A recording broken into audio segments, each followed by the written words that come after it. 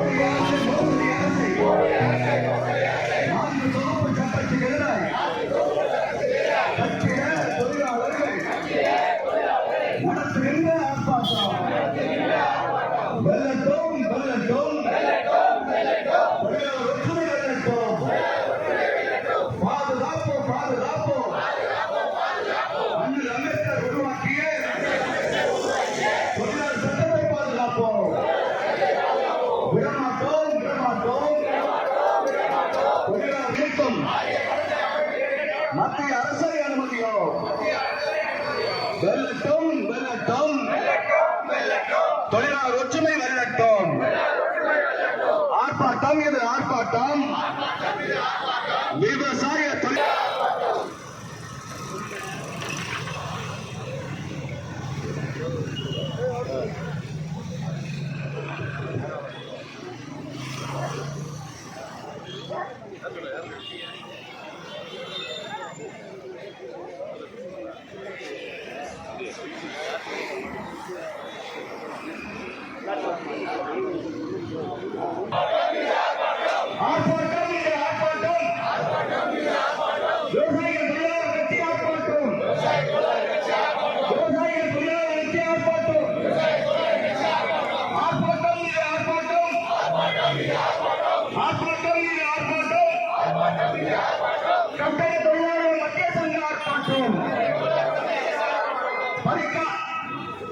பறிக்காதே பறிக்காதே மத்திய அரசே மோடி அரசே பறிக்காதே பறிக்காதே போராடி பெற்ற உரிமையை பறிக்காதே போராடி பெற்ற உரிமையை பறிக்காதே. அனுமதியோம் அனுமதியோம் அனுமதியோம் அனுமதியோம் வேற்றுமையில் ஒற்றுமை இந்தியாவின் தாரக மந்திரம்.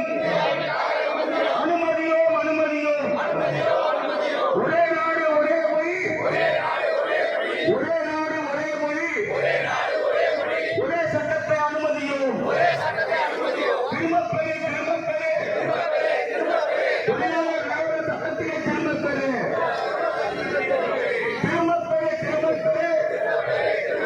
தொழிலாளர் நலவர சட்டத்திலே திரும்பப்பெறு. கண்டிக்கிறோம் முதலாளிகளுக்கு ஆதரவாகவும் தொழிலாளர்களுக்கு எதிராகவும் 27 சட்டங்களை இயற்றி 4 தொகுப்பு பாக்கிய மத்திய அரசை கண்டிக்கிறோம். 4 தொகுப்பு மத்திய அரசை கண்டிக்கிறோம். மாற்றாதே ஆங்கிலேய நாட்டிலே போராடி பெற்ற சட்டங்களை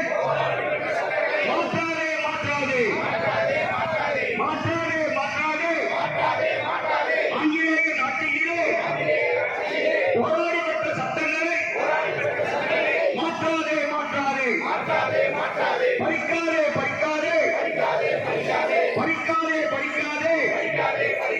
தொழிலாளர்களின் உரிமையை பறிக்காதே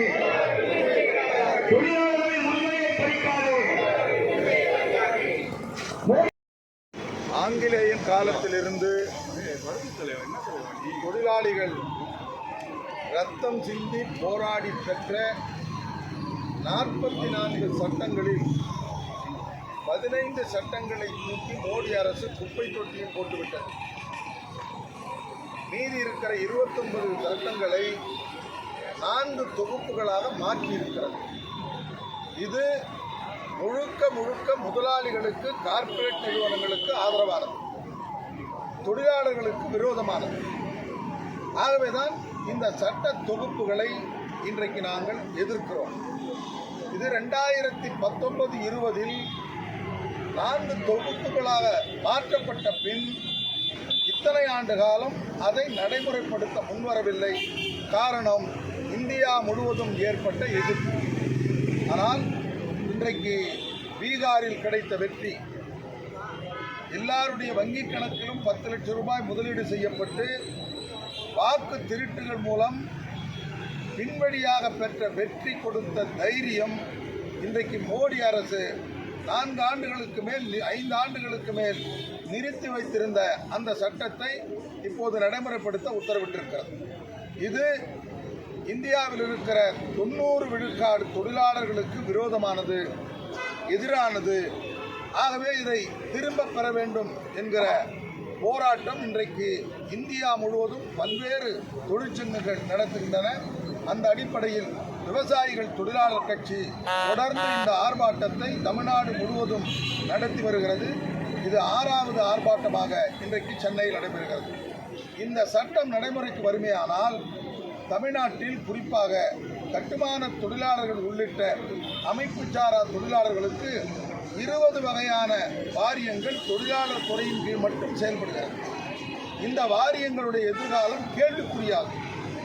மோடி அரசு கட்டுமான தொழிலாளிக்கு ஒரு வாரியம், பிற அமைப்பு சாரா தொழிலாளருக்கு ஒரு வாரியம் அமைத்துக் கொள்ளலாம் என்று கூறுகிறது அந்த சட்டம்.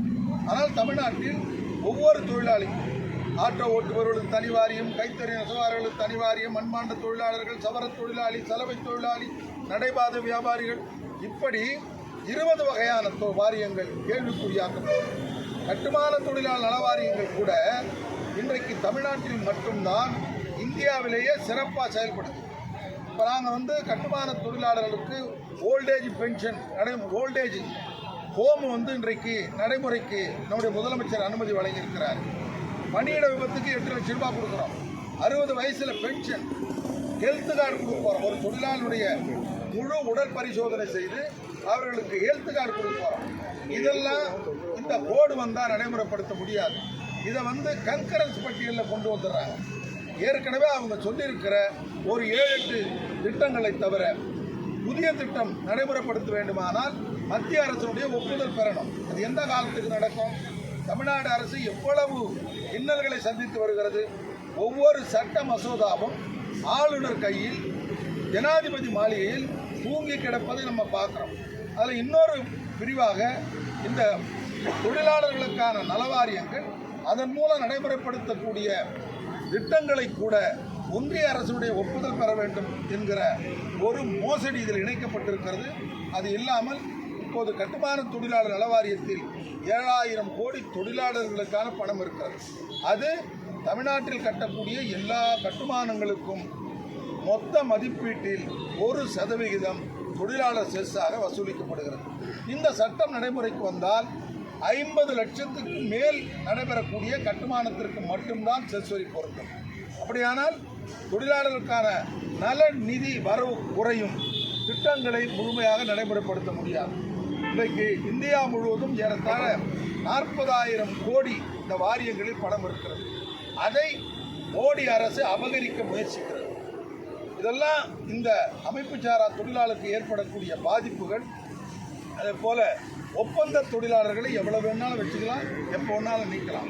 ஏன்னா அவங்க கொடுக்குற போது கான்ட்ராக்ட் அடிப்படையில் பணி நியமனம் 3 வருஷம் 4 வருஷம் முடிஞ்சால் ஆட்டோமேட்டிக்காக அவர் வேலையை விட்டு போக வேண்டி வரும்.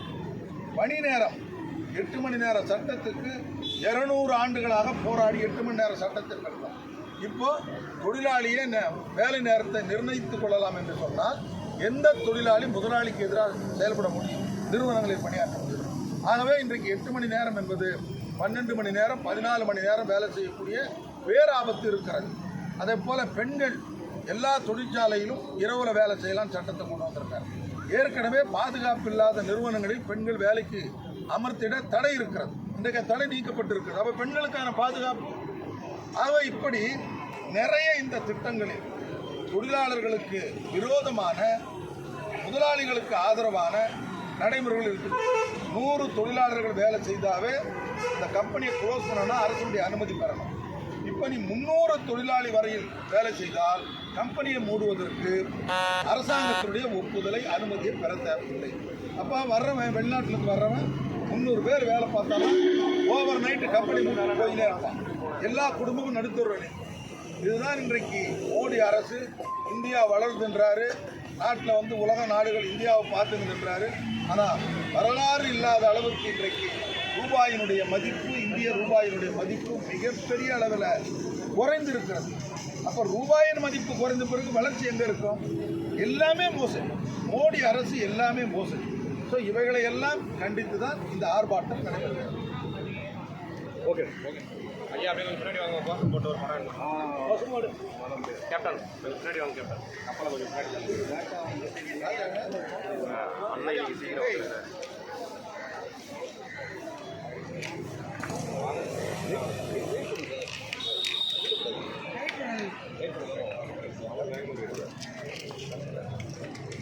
ஐயா, கொஞ்சம் முன்னாடி வாங்க ஐயா. அண்ணா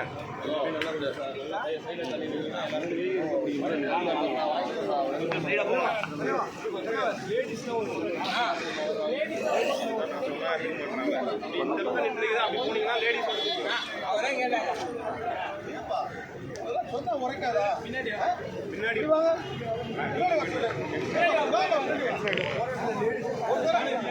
ஏப்பா